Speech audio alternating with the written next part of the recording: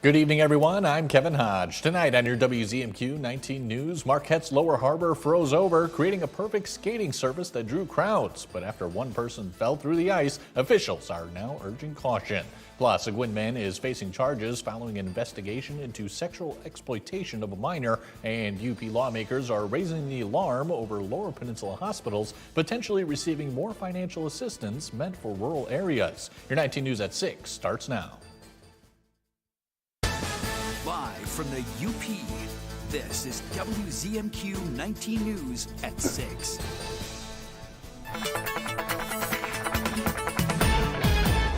Kelly, good evening. What the heck is going on with Groundhog Day? Groundhound dog. Just take it away, Kelly. I've had enough already of myself. Yeah, groundhog, groundhound. I mean, do we really even want to listen to what he says? No, he's leading the charge and saying 6 more weeks of winter. He's taking the brunt of everyone's frustration. But I mean, at the end of the day, I think I agree with him this winter. It's just been so cold, and we're looking at more cold, especially when we get into close to the weekend. Another cold surge on the way. We have some light snow showers right now, and our temperatures sitting at the upper teens and lower 20s, which is actually a little bit of an improvement for some of the temperatures for this week. It'll be fairly mild tonight, all things considered, but I'll let you know what we have in store for the week ahead in just a few minutes. Kelly, thank you very much. The recent cold snap allowed Marquette's Lower Harbor to freeze over, creating a natural skating rink. Those conditions drew dozens of people to the area around the ore dock. However, after reports of a person falling through the ice this morning, the Marquette Fire Department issued a warning for all people to stay off the ice. When it comes to the ice, especially on Lake Superior, we recommend just not going on it at all. We know people want to, people do it anyways, but because of how unpredictable the currents under the ice are and the tides changing, we just recommend not doing it at all. The person who fell through the ice was able to get themselves to safety. So far, there have been no citations handed out. However, if you need to be rescued, a fine may be issued. A Gwin man is facing multiple felony charges for child sexually abusive activity. Forsyth Township Police arrested 35-year-old Jeremy Norman Brugman without incident last week following an investigation into allegations of sexual exploitation of a minor. He was arraigned on 2 counts of child sexually abusive activity, 3 counts of using a computer to commit a crime, 1 count of distributing sexually explicit material to a minor, and 1 count of aggravated indecent exposure. The Forsyth Township Police Department was assisted in the case by the Northern Lights Child Advocacy Center. Michigan House Republicans are criticizing a state plan to distribute more than $170 million in federal rural health funding.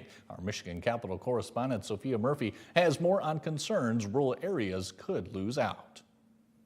A new battle is brewing at the Capitol over who counts as rural in Michigan and who gets a share of federal healthcare dollars meant for communities with the fewest resources. The northern counties in the Upper Peninsula are in such a devastated position as far as healthcare.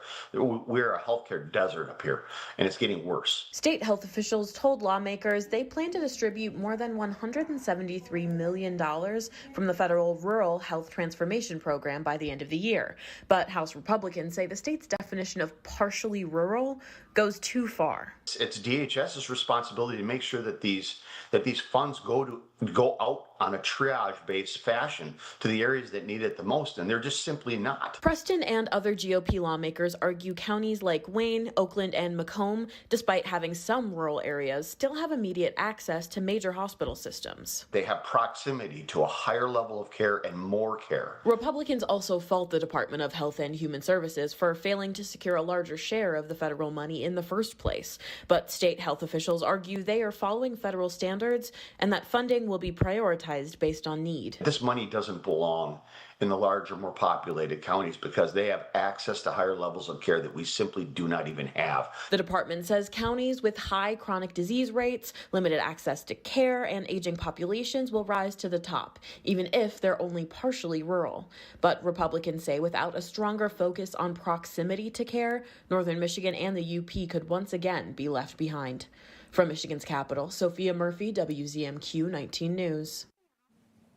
The federal government started the week partially shut down. Funding for several agencies expired late Friday, including the Department of Homeland Security. The Senate passed a temporary spending bill ahead of the deadline, but that measure still needs approval in the House, where lawmakers are scrambling to tee up a vote on it this week. Our Washington, D.C. correspondent Brennan Scanlon is live with the details on the stalemate and when we might see a partial deal. Brennan, good evening.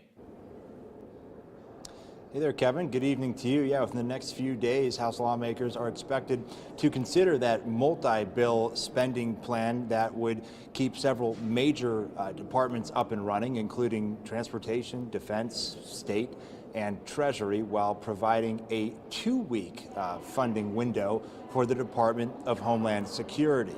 Now, that temporary DHS funding measure has become really the sticking point throughout this funding battle, with Democrats pressing for changes to how immigration enforcement agencies, including ICE, operate.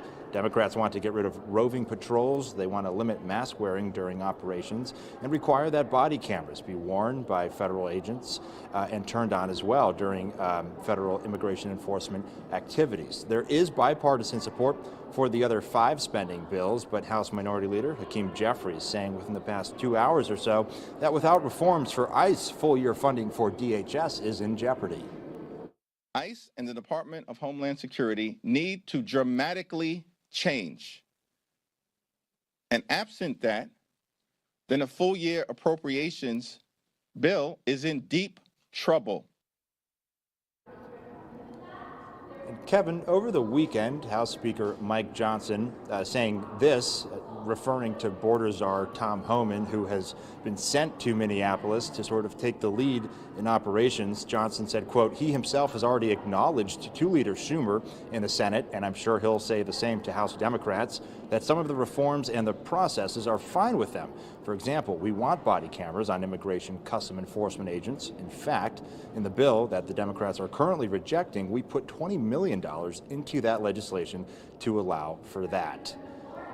And Kevin, we're hearing that a vote on this multi-bill spending plan could occur as early as tomorrow in the House. But even if the package advances, it still sets up a really tight window for funding for the Department of Homeland Security, which, keep in mind, oversees pretty crucial agencies like the TSA and like FEMA.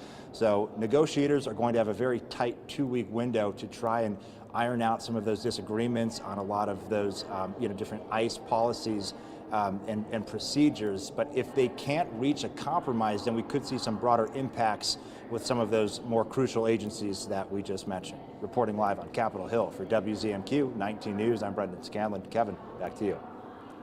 Brennan, thank you very much as always.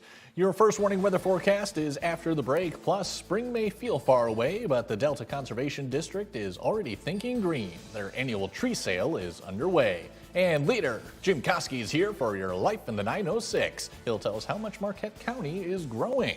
We'll be right back.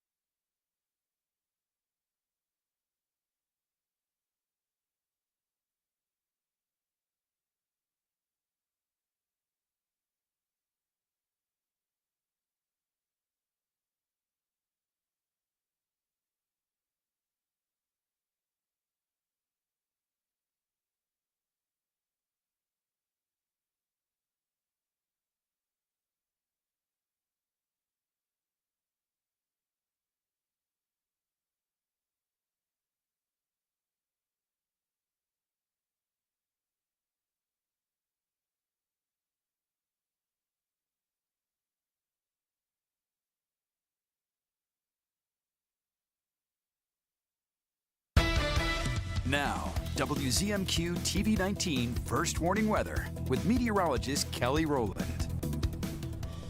And welcome back. As I'm sure you know, the verdict is in for Groundhog Day. He did see his shadow. That now makes it 109 times. 6 more weeks of winter is what he's going with. And you know what? I respect him because he's just going purely off of just vibes. And he's leading the charge for, nope, we're going to get 6 more weeks of winter. And if we follow suit, then at least he'll take the brunt of everyone's frustration. Again, it's worse odds than a coin flip. We know it's all in good fun. We still love him no matter what. But I would tend to agree with his outlook, at least not for 6 weeks, but for this week especially. I'll give him that. It's very winter-like, and we were about average for today, 21 for the high. The average is 22, so we're finally at least within 5 degrees of the average. We've just been way colder than we should be, so this was a nice break in terms of, you know, we weren't 10 degrees above average, but we're at least seasonal. At this point of the year, this is something that we would expect, and this is also something we would expect too. A few little light snow flurries central around Marquette County. It really shouldn't accumulate too much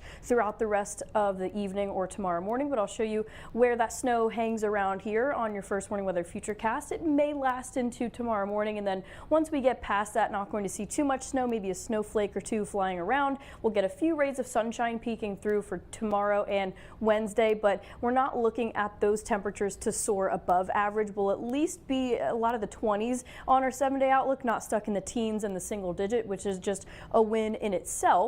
But for the future snow, this is what we could be looking at from now until tomorrow night around 9 o'clock. So I would call this a dusting, maybe an inch and a half into some places. But you see it's different just depending on where that little lake effect band sets up. Munising could get closer to that 2-inch mark, and then we could get just a 1/10 of an inch of snow. So it just depends, but that's really all we're looking at for any major snow systems within the next 48 or 72-ish hours. But what I am keeping my eye on is another cold surge, and we also could get a little extra snow on the way for Friday. There's going to be a clipper system that moves through. I don't know if we'll see all of it, but we're definitely going to feel the effects of that jet stream moving southward. And you know, whenever that happens and you see the blues, the purples, and the pinks, that means much colder air is on the way. So any of those temperatures that we see right now close to seasonal, not going to last too long because another cold surge is on the way. But a cold surge does help with getting some more of that ice coverage and at least adding some more structural integrity. You still need to be safe though. Always check the thickness of it, and if you don't feel comfortable, just don't. I mean, we want to be safe. I know everyone's trying to enjoy getting out in the winter, but this part right here, the 40 to 60%, I just don't know if I would trust that. So again, just be safe, and I'll have more ice thickness coverage throughout the rest of the winter. But as for us, we're keeping the snow out of the way for the most part until Thursday, Friday. That's what I'm looking at, and then that cold surge doesn't stick around too long, but Saturday going to be cold and cloudy. Kelly, thank you very much. And yes, it may not feel like it now, but spring is just around the corner, and the Delta Conservation District is already getting a head start. The district's annual tree sale is live now through April 15th. This year's catalog features pine trees, fruit trees, and wildlife shrubs, which will be available for pickup at the UP State Fairgrounds at the end of April. The district is also selling an assortment of potted plants that are ideal for a fall growing season, and those will be distributed later in the year. We are a conservation district, so we are agriculture and forestry focused. Planting trees does a lot for the community and for conservation, providing fresh, clean air, water resources, and many other things. To check out the tree sale catalog, visit the Delta Conservation District office in Gladstone or WZMQ19.com. Coming up next on Insights, we're joined by the Marquette Downtown Development Authority to talk about the return of the UP 200. That conversation's in 2 minutes.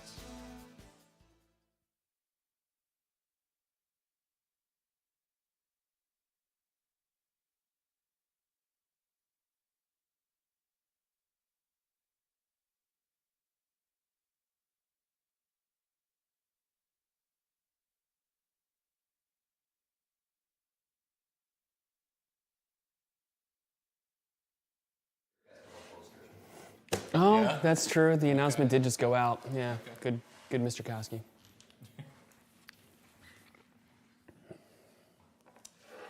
You have a mic check right now. Check, check. 1, 2, 3, 4.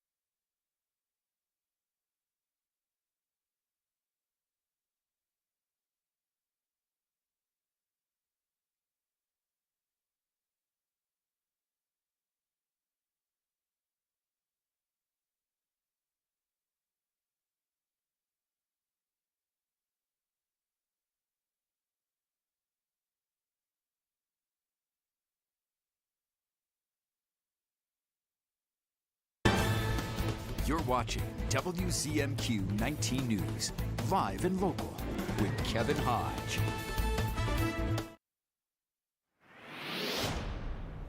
Welcome back, everyone. Next Friday marks the return of the UP 200, and the excitement all starts here in downtown Marquette. Here to tell us what we need to know before the big event is, of course, with the DDA, Mike Bradford. I screw up your intro every time now. I think your track record's just fine. It's also Monday. Let's keep that in mind as well. Mike, what is it going to be like when the UP 200 returns? Well, hopefully, honestly, what we're seeing outside right now. Temperature's perfect, snow's falling, but I'd like to say that I think we have enough snow, so it's definitely making its return. But no, next Friday, the 13th, we're not going to read too much into that one. But no, the UP 200 comes back to downtown Marquette, and this is one of the biggest events of the year. I mean, not just winter. I mean, this alone brings over 8,000 people right into our downtown alone. And it's huge. It's so important for the businesses in the downtown. And yeah, basically starting at the opening ceremony that kicks off at 6:30, it's all just gung-ho. It's like all ready to go. And a lot of the businesses, myself included, and I think you'll be outside too, aren't you? Absolutely. Yeah, we're all very excited to see its return. Yeah, as you mentioned, yes, we will be having our UP 200 specials, 6:30, 5:30 Central Time. We'll be down there right in our own front yard checking things out. For the spectators, where's the best place for them to be? Best place, honestly, say right outside your guys' office is fantastic, right on the 100 block of West Washington, but the start technically starts at the intersection of 4th and Washington, or where the Mining Journal is. And then that goes all the way down to Lakeshore Boulevard, and then it hooks south toward down Lakeshore. So you have a lot of area to catch this event. And I mean, you got two of them. You have the UP 200, and then the Midnight Run, which starts right after, around the 8:30 mark. So there's still plenty of time. A lot of businesses like to open up their doors, if it's a restaurant or a retailer, just to go in, get warm, grab a treat, maybe purchase a little something to support your local business, and then, get right back out there and enjoy the dogs. Excellent. Yeah, that was my next question, is where people can warm up so these businesses will be available. Absolutely. Some even stay open a little bit later. Like I know Trinary Toast likes to stay open to give people those nice warm drinks. So, it's not only the bars and, the restaurants and the retailers, but even some of the coffee shops like to extend those hours and kind of get into the action. Yeah, and on that kind of same note there, Mike, what does the UP 200 mean for the local economy as well? Yeah, like I was saying earlier, I mean, this January is a very slow month. And then basically all of winter, tourism is very low. And even then, locals, they like to stay inside, especially with how cold it's been. And so this event brings everyone out in full force. I mean, the full downtown that weekend sees over 16,000 people. That's massive. It gives a nice shot in the arm for the local businesses to kind of keep them going until tourism picks back up again and people get outside the houses once spring hits, and especially in summer. Definitely. In the UP 200, we already mentioned the special we'll be having aired 6:30, 5:30 Central to 7:30, 6:30 Central, Mike. But we would love for you to stop by, my friend. Oh, you'll see me. Yeah, you all will see me too. Excellent. All right. Now, another big event, the Blueberry Festival. Any updates on that? Yeah, hard to believe that we're already talking about Blueberry Festival, which is July 31st. Sadly, this time, not the same weekend as Art on the Rocks. It's always the last Friday, so, days play weird. But this is when we start the poster contest. Every year we put out the word to the community to draw something up, get creative, and kind of show us their impression, their interpretation of the Blueberry Festival. And so from now until the last Friday of April, I believe April 23rd, 24th, we're accepting them all in. Last year we had over 40 submissions from across the community. And I was really happy with the outcome. The community gets to vote on their favorite poster. So yeah, it's open now. You have plenty of time to get a poster in. I'd like to see what kind of artwork you got. Oh, it's terrible. And then we hang it up at the library for the whole community to vote on. All right, excellent. Mike, that's all the time we have, my friend. Thank you so much. Always good to see you. Thanks for having me, Kevin. Absolutely. And Jim Koski is your Life in the 906 when we come back.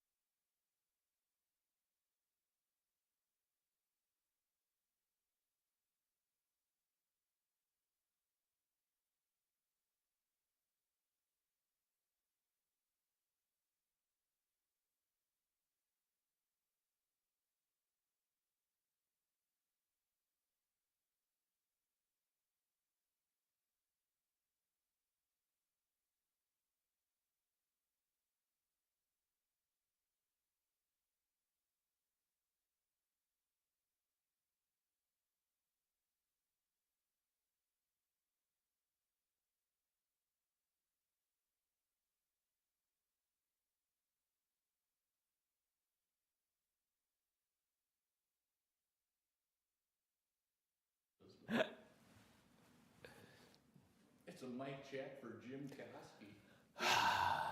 1, 2, 3, 4, 5, 6.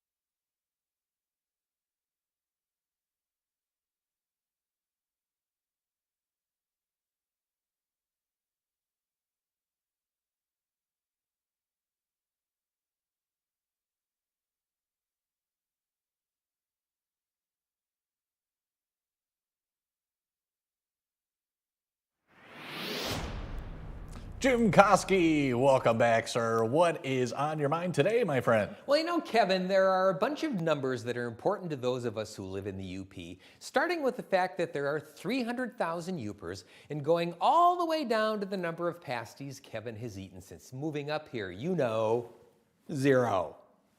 But a new number came out in the past few weeks, and it made a nerd for numbers like me stand up and take notice. That number, 18.6%. Now, according to a study reported by MLive, since 2000, out of the 83 counties in the state of Michigan, Marquette County has had the greatest growth by percentage of residents age 25 to 34, a number that jumped 18.6%. That's right. Despite the perception that the UP is losing all of its young people, Marquette County led the entire state in the growth of that demographic. Not bad, huh? Now, Marquette County did not have the biggest raw number increase. That was Kent County. But Marquette County has 18.6% more people than it did in 2000, perhaps thanks to the fact that it's a cool place of unparalleled beauty where you can work, hit the trails on your bike, and then wrap up your day with a trip to your favorite brewery. So maybe it's not a surprise that Marquette County led the entire state. The growth in that demographic was also positive in Houghton County, although those were the only two that belied the stereotype that young people are leaving the UP. In fact, the county with the biggest drop in the entire state was Luce County, which had its population of young adults cut in half in the past 25 years.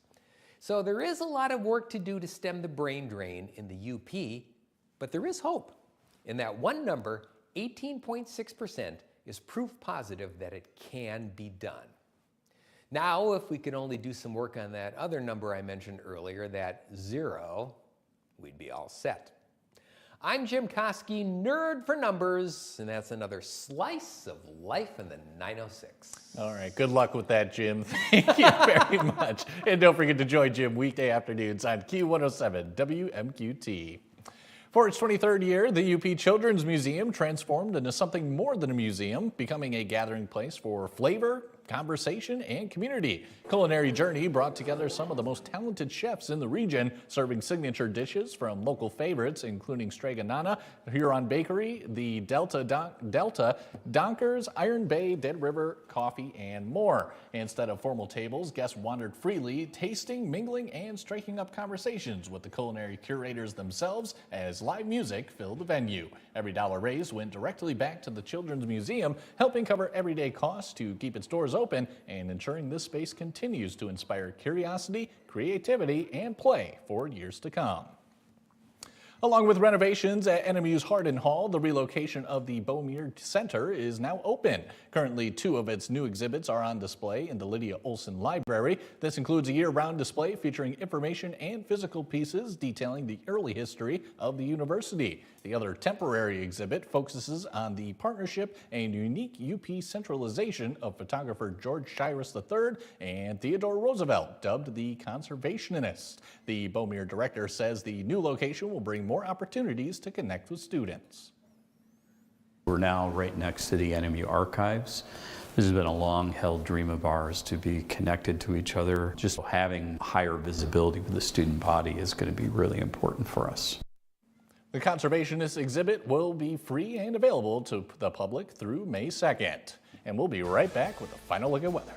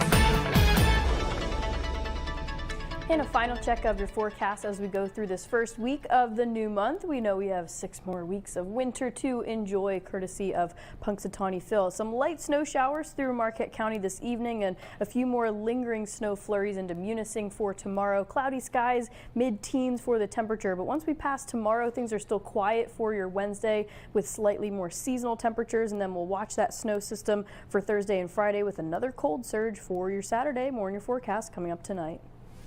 Kelly, thank you again. And finally tonight, this Valentine's Day, Escanaba's Delta Animal Shelter encourages you to show your love for an animal in need. Through Friday, the shelter is offering Valentine's baskets for the animal lover in your life. For $25, donors receive Say Cly's chocolate hearts, a rose from Trotter's Floral, and a Valentine with a picture of a cat or dog currently living at the shelter. The animals pictured will receive a special treat of their own on February 14th. Valentine's baskets can be purchased by calling the Delta Animal Shelter or by visiting the front desk between noon and 4. That's it for now, everyone. We'll see you later tonight.